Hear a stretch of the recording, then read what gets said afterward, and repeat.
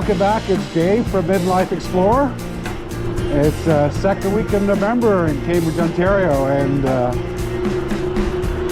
about 11 degrees Celsius. So I guess it would be low 50s. They're calling for some cold weather coming next week, so I figured I'd sneak out at lunchtime today, see if we can get a little bit of mountain biking in, a little bit of single track riding over at Puslinch Tract. So I'm heading over to Puslinch Tract to see if we can get out for an hour.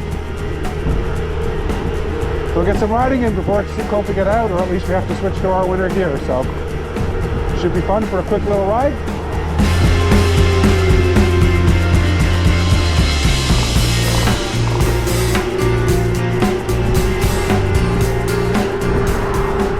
So today I'm out actually on my my Voltbike Enduro. I have two e-bikes, as you probably have seen from my videos. I've got a Moscow Plus, which is a rear hub, and my Voltbike Enduro is a mid-drive bike, dual suspension, so it's definitely better suited to get out and do some single track, which is what I'm going to be doing today. Comfortable bike even on normal rail trails, which is typically where I've been riding this year, but today it's all single track once I get there. Puslinch Tract is only about 10 minutes away from my house, so it's a great place for me to run out to at lunchtime. Good place to go for a quick ride.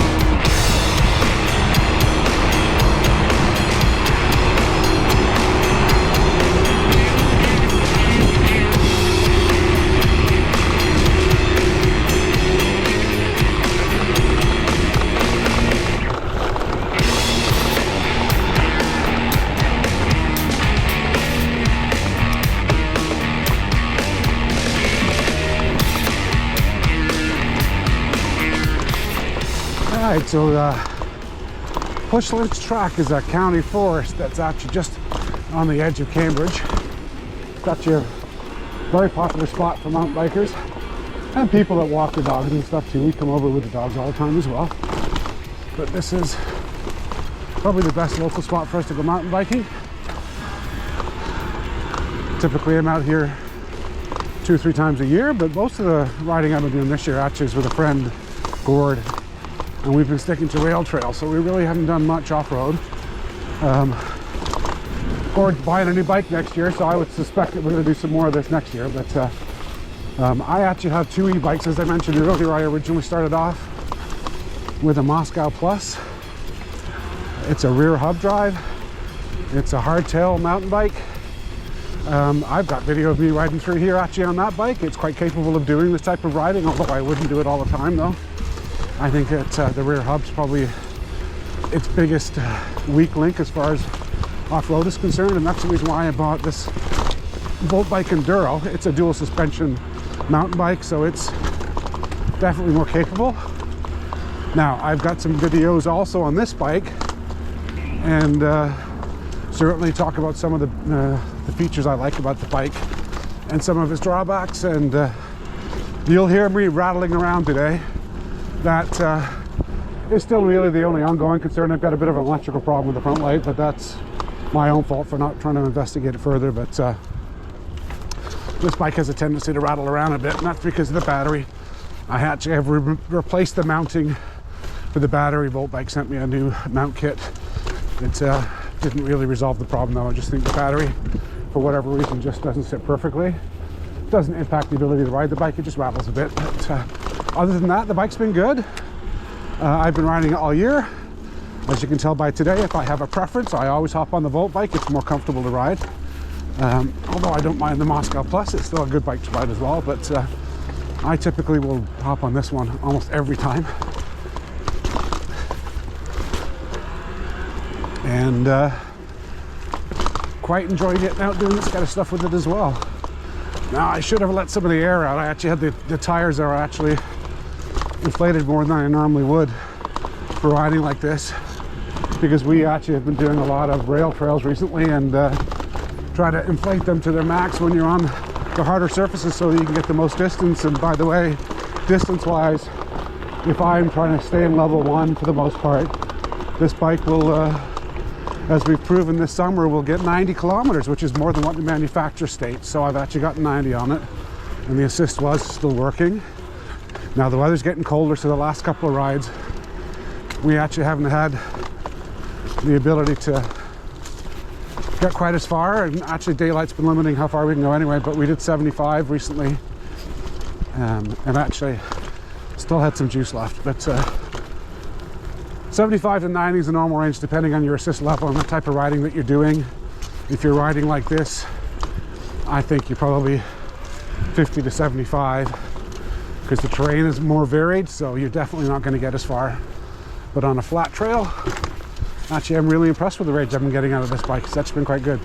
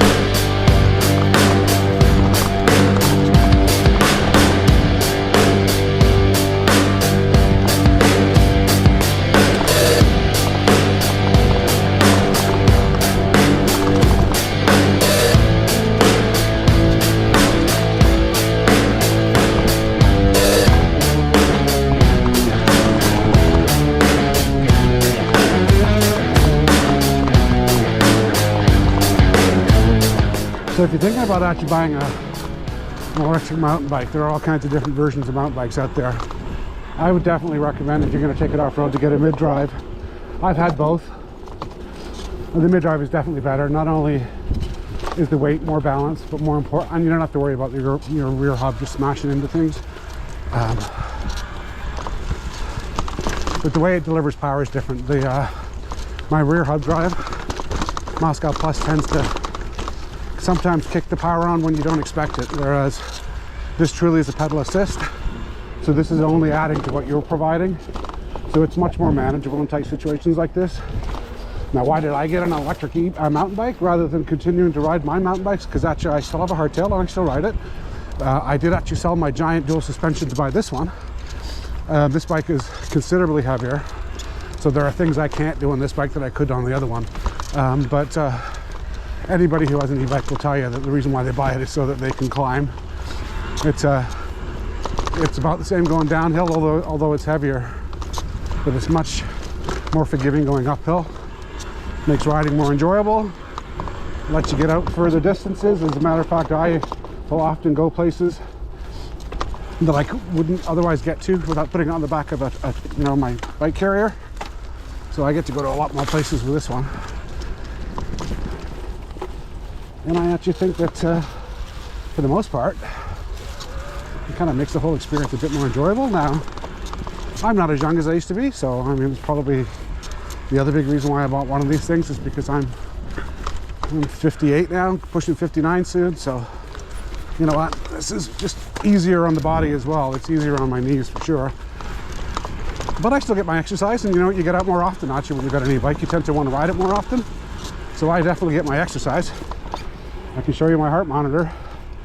There are definitely times when I get my heart rate way up into the 170s, so you can't say I'm not getting any exercise when I ride an e-bike. As a matter of fact, I'd argue that I probably exercise longer as a result of it, so health-wise it's probably actually better for me anyway. And like I said, it makes it more enjoyable, so.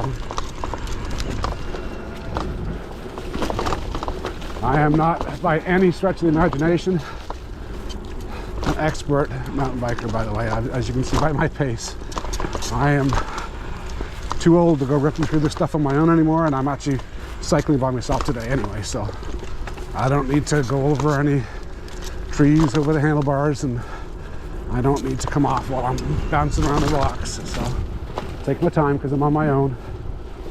The doctor doesn't even like me mountain biking anyway, so gotta be careful.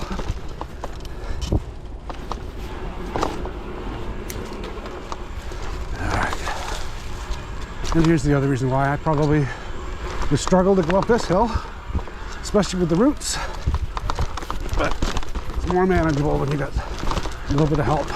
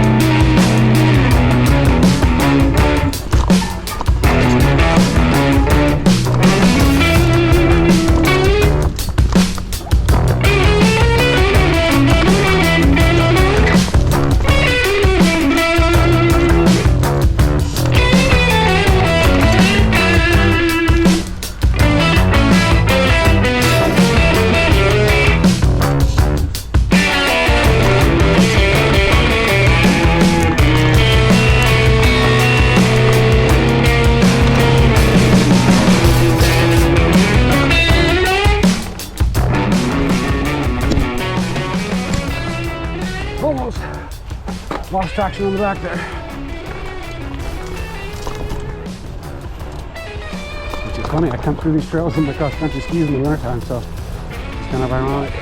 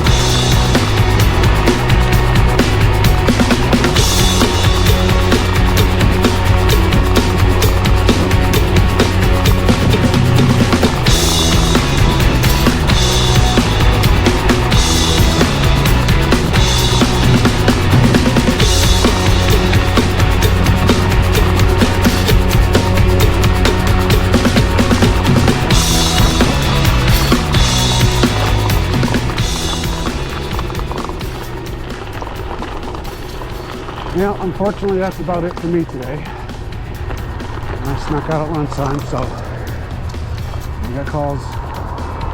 Gotta jump back on. It was fun to get out for an hour though.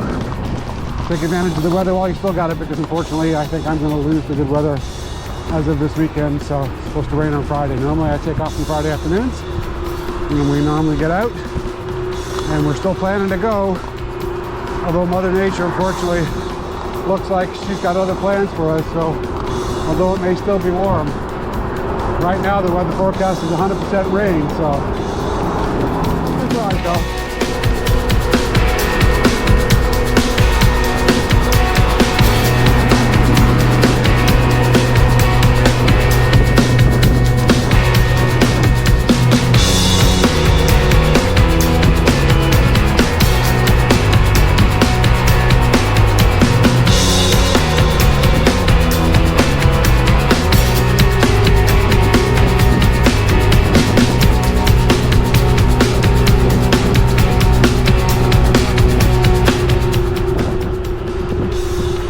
Well, if you made it this far in the video, thanks for watching. But don't forget to like and subscribe. If you'd like to continue to go ahead and follow me on my little adventures, don't forget to subscribe and hit the notification button.